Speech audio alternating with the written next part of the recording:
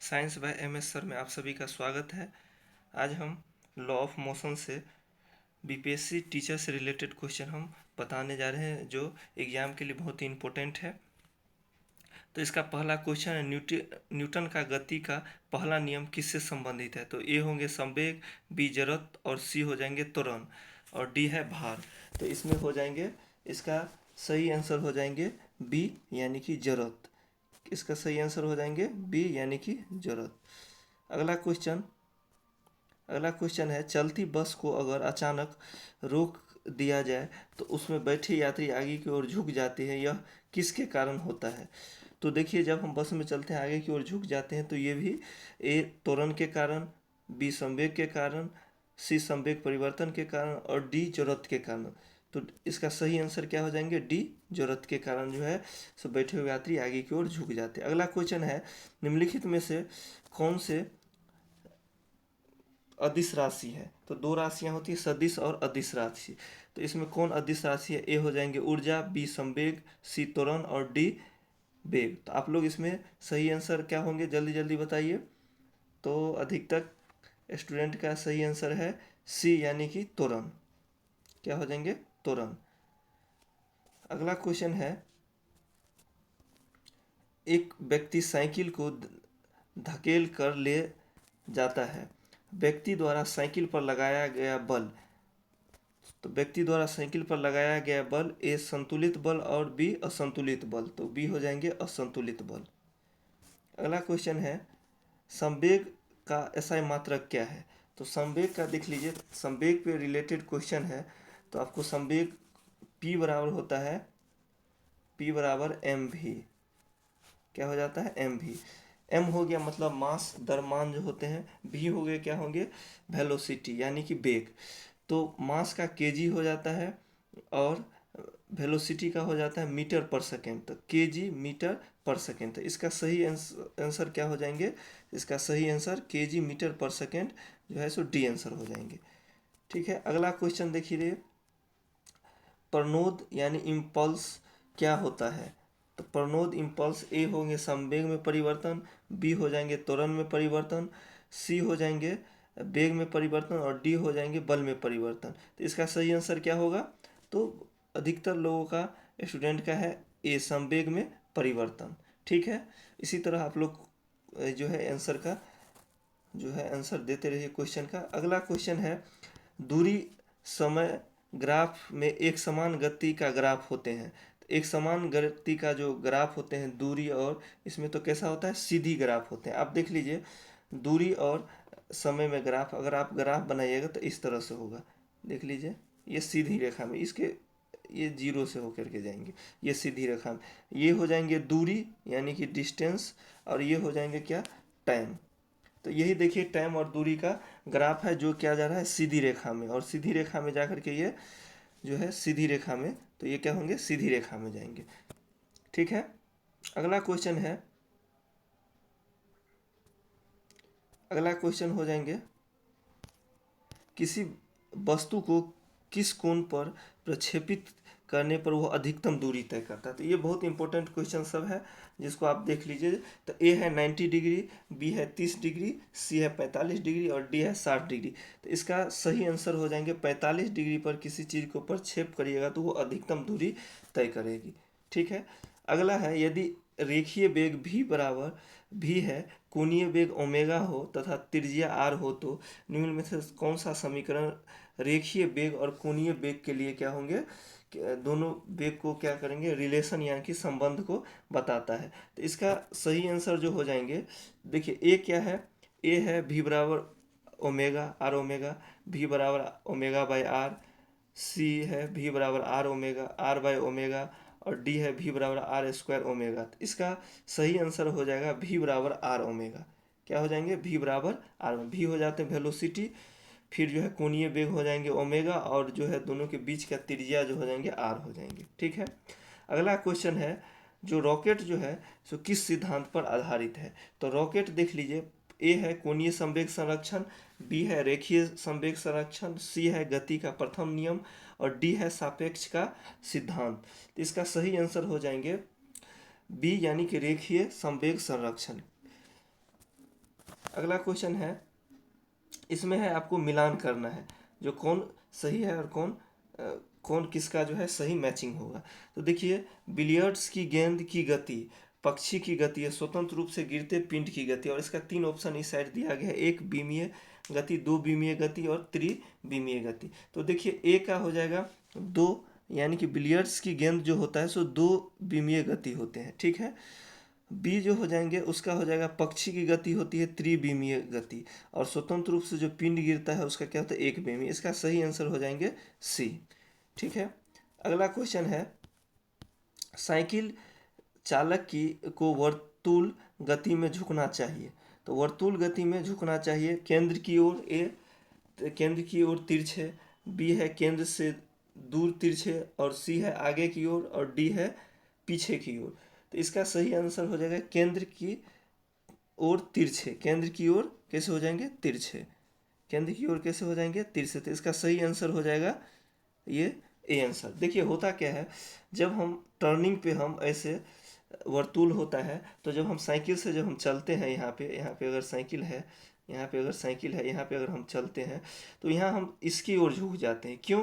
क्योंकि यहाँ पे देखिए ये सेंटर होता है, यहाँ से इस साइकिल पे एक फोर्स लगता है, दोनों साइकिल पे एक फोर्स लगता है, और इस साइकिल पे एक बाहर की ओर फोर्स लगता है।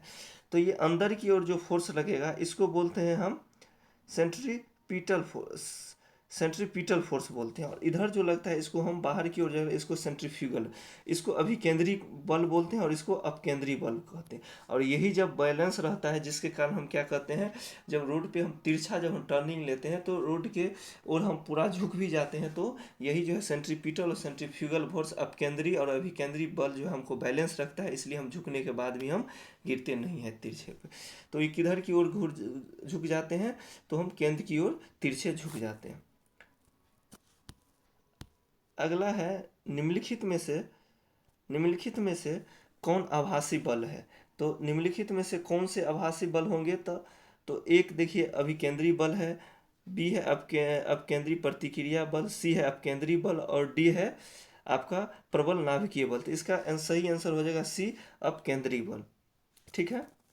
अगला क्वेश्चन है, वायुयान खड़े लूप में हवाई करतब दिखाता है। जो जैसे देखिए आप जो देखते हैं, जैसे 26 जनवरी सब जो हो जाते हैं, तो उसमें जो है वायुयान अपना करतब जो दिखाते हैं, तो देखिएगा नीचे से आकर के फिर खड़े हो जाते हैं ऊपर की ओर। तो ये किसके कारण दिखाते हैं, इसके देखिए 4 ऑप्शन दिए हैं। ए है गुरुत्व के कारण, बी है अभिकेंद्र बल के कारण, और सी है भार के कारण, डी है अपकेंद्री बल के कारण। तो इसका सही आंसर क्या हो जाएंगे, तो इसका भी क्या हो जाएंगे अपकेंद्री बल के कारण। किसके कारण? अपकेंद्री बल के कारण, ठीक है। जो अपकेंद्री बल को कहाँ लगता है, तो सेंटर से बाहर की ओर लगते हैं, ठीक है। अगला क्वेश्चन है, दूध को मथने के लिए, बहुत ही सब इंपॉर्टेंट क्वेश्चन बता रहे हैं जितना भी है, सो बीपीएससी टीचर के लिए बहुत ही इंपॉर्टेंट है, जिसको आप जो है 1-2 बार रिवीजन कर लीजिए। दूध को मथने से क्रीम को अलग होने की का क्रिया, ये कौन सा क्रिया है? तो देखिए ए दिया है घर्षण बल, बी है अपकेंद्री बल, सी है गुरुत्व बल, और डी है श्यान बल। तो इसका सही आंसर हो जाएंगे बी, यानी कि अपकेंद्री बल। अपकेंद्री बल जो है सेंटर से बाहर की ओर लगता है, जिसके कारण हम जब दूध मथते हैं तो उसको जब हम रोटेट करते हैं तो फोर्स कहाँ की लगता है, बाहर की ओर लगता है, और क्रीम क्या होते जाता है, बाहर होते जाता है। किस बल के कारण? तो अपकेंद्री बल के कारण, ठीक है। अगला क्वेश्चन है, किसी वस्तु की स्थिर अवस्था में संवेग होगा। तो कोई वस्तु अगर स्थिर अवस्था में है तो उसका संवेग क्या होंगे, तो उसका संवेग क्या हो जाएंगे, तो शून्य हो जाएंगे। उसका संवेग क्या हो जाएंगे, शून्य हो जाएंगे, यानी इसका सही आंसर ए ही हो जाएंगे, ठीक है। अगला क्वेश्चन है, बॉल को लपकते या कैच करते समय एक क्रिकेटर खिलाड़ी निम्नलिखित में से किसको कम करने के लिए अपना हाथ नीचे की ओर लेता है। तो देखिए जब ये लपकेगा तो देखते हैं, जब कैच पकड़ता है खिलाड़ी तो पीछे की ओर अपने हाथ को ले जाता है। तो इस पीछे की ओर अपने हाथ को ले जाता है, तो क्यों ले जाते हैं, इसका क्या कारण है? इसके 4 ऑप्शन है। ए है बल के कारण, संवेग के कम करने के लिए, आवेग कम करने के लिए, कैच करने के समय के लिए। तो इस 4 में से जो है सही ऑप्शन क्या हो जाएंगे, तो सही ऑप्शन सी हो जाएंगे, आवेग को कम करने के लिए जो है, ताकि चोट कम लगे, और इसलिए जो है हम क्या करते हैं, उसको पीछे खींचते हैं, ठीक है। अगला है, आवेग की इकाई क्या है। तो आवेग की इकाई जो हो जाती है, तो इम्पल्स हो जाती है, यानी कि इम्पल्स का जो इकाई हो जाता है वो न्यूटन सेकेंड हो जाता है। क्या हो जाते हैं? Newton second. यानी कि फोर्स इंटू टाइम जो है यही आवेग होता है, तो इसलिए इसके क्या हो जाएंगे न्यूटन सेकेंड। देखिए किसी का भी हमको इकाई निकालना है तो बस उसका फार्मूला लिख देंगे और फार्मूला का जो मात्रक है उसी पे हम बेस्ट कर देंगे तो हमको आ जाएगा ऐसा यूनिट। एक समान गति वाला पिंड, एक समान गति वाला पिंड में क्या होगा, तुरंत तुरंत नहीं होता है, त्वरित हो सकता है, सदैव त्वरित होते हैं, एक समान वेग से त्वरित होते हैं। तो इसमें जो हो जाएंगे त्वरित नहीं होता है, क्या हो जाएंगे इसमें, ये आंसर हो जाएंगे त्वरित नहीं होता है। ठीक है, अगला ऑप्शन है, अगला क्वेश्चन है, यदि किसी कण का वेग ग्राफ y बराबर एम टी सी द्वारा है निरूपित होता है तो कण कैसे चलेगा। तो देखिए y बराबर एम टी प्लस सी है, तो आप मैथ जो पढ़े होंगे तो आप इसमें आप देखे भी होंगे जो स्ट्रेट लाइन जो होता है उसका फार्मूला भी यही होता है y बराबर एम टी प्लस सी। तो ये जो है कभी भी चलेगी तो कैसा चलेगी, एक समान त्वरण के साथ चलेगी। ठीक है, एक समान त्वरण के साथ ये चलेगी, यानी कि इसका सही आंसर क्या हो जाएंगे, सी हो जाएंगे। ठीक है, अगला क्वेश्चन है, किसी वस्तु का विस्थापन होगा, किसी वस्तु का विस्थापन कैसा होता है। तो वस्तु का विस्थापन देखिए कैसे भी हो सकता है, धनात्मक भी होगा, ऋणात्मक भी हो सकता है, शून्य भी हो सकते हैं। ठीक है, तो एक क्योंकि दोनों का एक ही पॉइंट रहे तो वहाँ शून्य विस्थापन हो जाएंगे, धनात्मक भी हो जाएंगे, ऋणात्मक भी हो जाएंगे, तो इसका सही आंसर हो जाएंगे डी। ठीक है, अगला क्वेश्चन है, एक वस्तु एक समान गति से त्वरित हो रही है तो इसके वे भी से u से v हो जाता है, तो तब औसत वेग का मान क्या होगा। तो v से u हो जाता है तो देखिए औसत जब भी हम निकालेंगे तो दोनों को हम क्या करेंगे, जोड़ देंगे, यानी u प्लस v को जोड़ देंगे। औसत निकालना है तो कितने क्वांटिटी है, दो है तो दो से भाग दे देंगे, तो यही इसका सही आंसर क्या हो जाएंगे, सी हो जाएंगे। ये तो आसान क्वेश्चन था। ठीक है, अब देखिए वेग समय ग्राफ की प्रवणता दर्शाता है, तो वेग और समय ग्राफ जो प्रवणता किसका दिखाएगा, तो अभी हम खुद दिखाए थे, वेग और समय क्या दिखाते हैं, त्वरण को दिखाते हैं। ठीक है, ये क्या दिखाएंगे, तो त्वरण को दिखाएंगे। ठीक है, त्वरण को दिखाएंगे, वेग और समय का ग्राफ जो है त्वरण को दिखाता है। ठीक है, अगला क्वेश्चन है, निम्नलिखित में से सत्य है। तो देखिए आपको दो तीन फार्मूला बता देते हैं, देख लीजिए। एक होता है s बराबर U T plus half A T square, half A T square. ठीक है, उसी तरह जो होता है v बराबर हो जाते हैं, v बराबर हो जाते हैं u प्लस v बराबर हो जाएंगे u प्लस ए टी। ठीक है, एक फार्मूला ये हो जाता है, तो इसका सटीक फार्मूला यही हो गए, सी हो जाएंगे v बराबर u प्लस ए टी हो जाएंगे, क्या हो जाएंगे, v बराबर u प्लस ए टी। लेकिन देखिए इसका जो है v स्क्वायर बराबर u स्क्वायर प्लस 2as होता है, तो अगर इसका जो है सेकेंड वाला भी सही है, v स्क्वायर बराबर u स्क्वायर प्लस 2as क्या हो जाते हैं, एक हो जाते हैं v बराबर v स्क्वायर बराबर u स्क्वायर प्लस 2as, तो इसी को इस साइड ले गया है तो ये माइनस हो गया, इसलिए v square minus u square plus 2s। तो दोनों फार्मूला, ये तीन चार फार्मूला जो है इसके बहुत ही इंपॉर्टेंट है। v बराबर v स्क्वायर बराबर you square plus 2as, s बराबर U T plus half S T square और v बराबर यू प्लस ए टी, ये तीन क्वेश्चन जो है फार्मूला इसमें जो है बहुत ही इंपॉर्टेंट है, तो इसको याद करना है, इसका सी आंसर सही हो जाएंगे। रॉकेट किस सिद्धांत पे काम करते हैं, न्यूटन के किस सिद्धांत पे काम करते हैं, तो इसका न्यूटन के जो है ये तृतीय नियम पे ये काम करते हैं। कैसे काम करते हैं, न्यूटन के तृतीय नियम पे, तो न्यूटन का तृतीय नियम क्या होना है, फर्स्ट हो जाएंगे। ठीक है, अगला है क्वेश्चन, रॉकेट की गति पर निम्नलिखित में से कौन सा संरक्षण सिद्धांत लागू होता है। तो देखिए न्यूटन की गति का ए है द्रव्यमान का संरक्षण, बी है ऊर्जा का संरक्षण, सी है रेखीय संवेग का संरक्षण और डी है कोणीय वेग का संरक्षण। तो इसमें हो जाएंगे रेखीय संवेग का संरक्षण, क्या हो जाएंगे, इसमें भी क्या होता है, संवेग का संरक्षण होता है। ठीक है, संवेग वाला फॉर्मूला बताए थे, पी बराबर एम भी। ठीक है, देखिए गोली छोड़ने के बाद जो राइफल देखिए जो होता है पीछे की ओर प्रक्षेपित होता है या होती है, इसका कारण क्या है, इसका ए क्या ऊर्जा संरक्षण का नियम होगा, बी क्या न्यूटन के गति का नियम, सी क्या न्यूटन के गति का प्रथम नियम और डी क्या होंगे न्यूटन के गति का द्वितीय नियम। तो ये जो हो जाएंगे ये भी हो जाएंगे न्यूटन के गति का तृतीय नियम, क्या हो जाएंगे, न्यूटन के गति के तृतीय नियम को आप जाते हैं प्रत्येक क्रिया के विपरीत जो है इक्वल एंड अपोजिट क्या होता है, रिएक्शन होता है। ठीक है, तो इसलिए इसका सही ऑप्शन हो जाएंगे बी। ठीक है, अगला जो है पत्थर को ठोकर मारने से व्यक्ति को चोट लगने का कारण। पत्थर को ठोकर मारने से व्यक्ति को चोट लगने का कारण क्या है?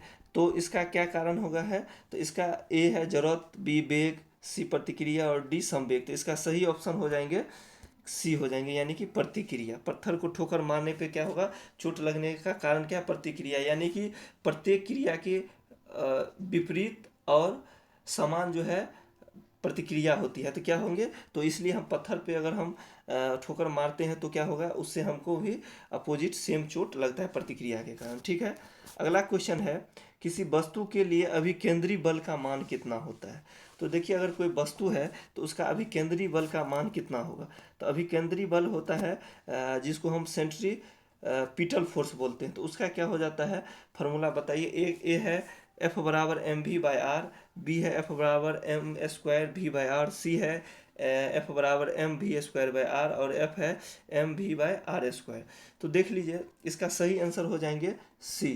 क्या हो जाएंगे, सी, एफ बराबर एम वी स्क्वायर। एम जो होगा सो द्रव्यमान हो जाएंगे, भी जो हो जाते हैं उसके वेग हो जाएंगे, और आर जो है सो उसकी दूरी हो जाएंगे। ठीक है, तो इसलिए इसका सही फार्मूला होगा बल बराबर द्रव्यमान गुने बेग का स्क्वायर बट्टे में क्या होंगे, बेग का वर्ग बट्टे में त्रिज्या। ठीक है, अगला क्वेश्चन है, अगला क्वेश्चन है वॉशिंग मशीन किस सिद्धांत पर कार्य। इससे पहले हम बताए थे क्रीम वाली मशीन, अब जो बता रहे हैं सो वॉशिंग मशीन। वॉशिंग मशीन किस सिद्धांत पर काम करता है? तो ए है अपकेंद्रक, अपवहन, विलोम प्राशन और विसरण। तो इसका भी सही आंसर क्या हो जाएंगे, आप लोग बताइए इसका सही आंसर क्या होंगे? तो इसका सही आंसर हो जाएंगे आपको ए, अपकेंद्रण के कारण क्या होता है, जो है इसमें मशीन जो है कपड़े को धोता है, वॉशिंग मशीन। ठीक है, अगला क्वेश्चन है जो यदि u और v प्रारंभिक और अंतिम वेग है और s समय t में तय की गई दूरी है, तो निम्नलिखित में से कौन सा समीकरण सही है? तो देखिए अभी 3-4 फार्मूला, तो उसका सटीक आप देख सकते हैं। इसका सही फार्मूला आप देखिएगा तो क्या हो जाएगा, इसमें देखिए चारों आना चाहिए, u प्रारंभिक वेग, अंतिम वेग, s और t तीनों आना चाहिए। तो इसका जो है इसका क्या हो जाएंगे, s बराबर U T plus half A T square. इसमें v भी आ रहा है, u भी आ रहा है, t भी आ रहा है, और क्या आ रहा है, और s बराबर U T plus half A T square, s बराबर U T plus half A T square. ठीक है, तो इसका सही आंसर या वी स्क्वायर बराबर यू स्क्वायर, इसमें टी नहीं आ रहा है, तो एस बराबर क्या हो जाएंगे, U T plus half A T square. तो इसके फार्मूला में सही करें, क्या हो जाएंगे, एस बराबर, इसका सही आंसर हो जाएंगे, देख लीजिए थोड़ा फार्मूला में, एस बराबर U T plus half A T square, ये इसका सही ऑप्शन हो जाएंगे। ठीक है, इसको मेंशन कर लीजिए, यहाँ पे एस बराबर जो है यहाँ माइनस कर लीजिए, जो उधर जाकर क्या हो जाएंगे, प्लस हो जाएंगे, U T plus half A T square, इसका सही फार्मूला होगा। यहाँ पे जो है आपको माइनस कर लेना है। ठीक है, एस माइनस यू टी, तो उधर जाकर के प्लस हो जाएंगे। ठीक है, इसका सही आंसर तब जाकर के बी हो जाएंगे। ठीक है, अगला क्वेश्चन है एक ट्रेन जो है सो 10 सेकेंड में 8 किलोमीटर घंटे से 72 किलोमीटर की दूरी से इसमें जो है गति पकड़ती है, ट्रेन द्वारा तय की गई दूरी ज्ञात कीजिए। तो देख लीजिए आपका इसका जो है टाइम जो हो जाएंगे वो कितना है, 10 है।